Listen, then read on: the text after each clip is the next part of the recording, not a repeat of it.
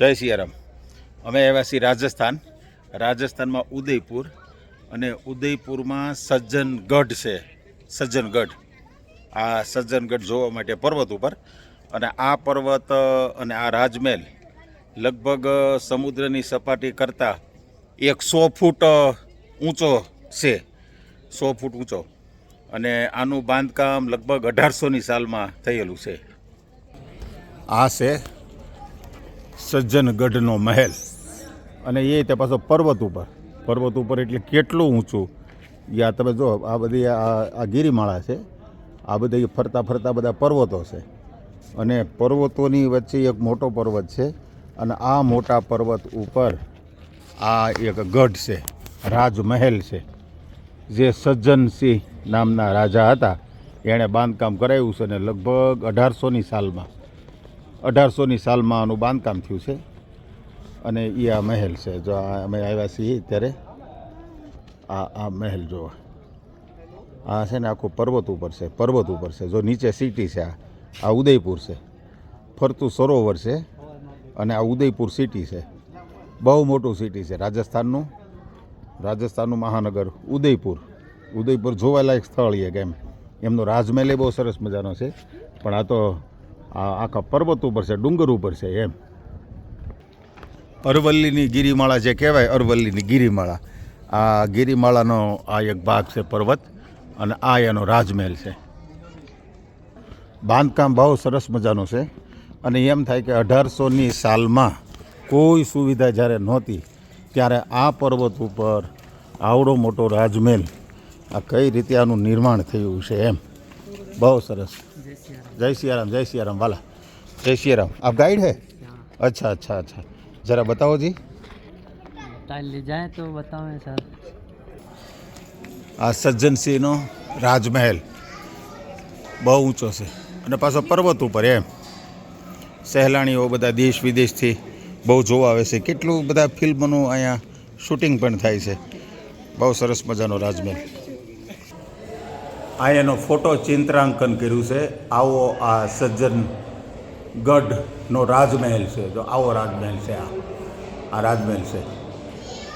વાદળ સાથે વાતું કરે એવો આ રાજમહેલ છે. સજ્જનસિંહનું નિર્માણ 1800ની સાલમાં.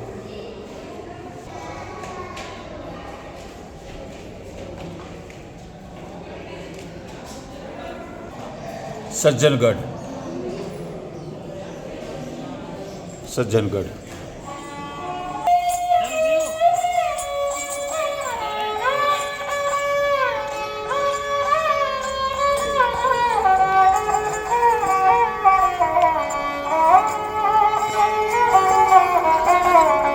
રાજસ્થાનનું લોકપ્રિય સંગીત, આપણા ગુજરાતમાં જ્યારે રાવણ અથો કે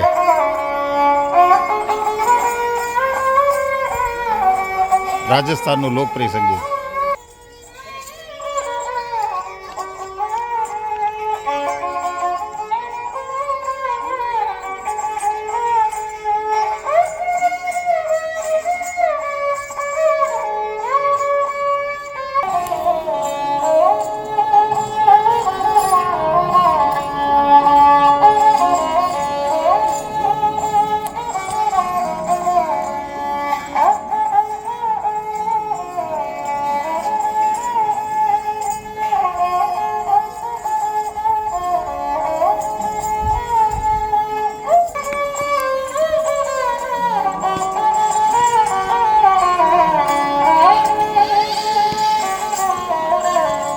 વાહ, બહુ સરસ. Thank you. હરિઓમ.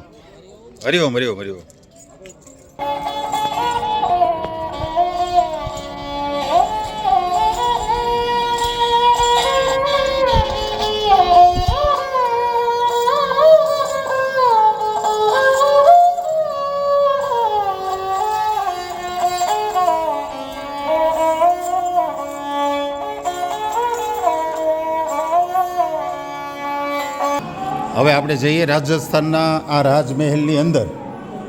બહુ વિશાળ બાંધકામ છે, બહુ સરસ. આ મહારાજા સજ્જનસિંહનું સ્ટેચ્યુ છે.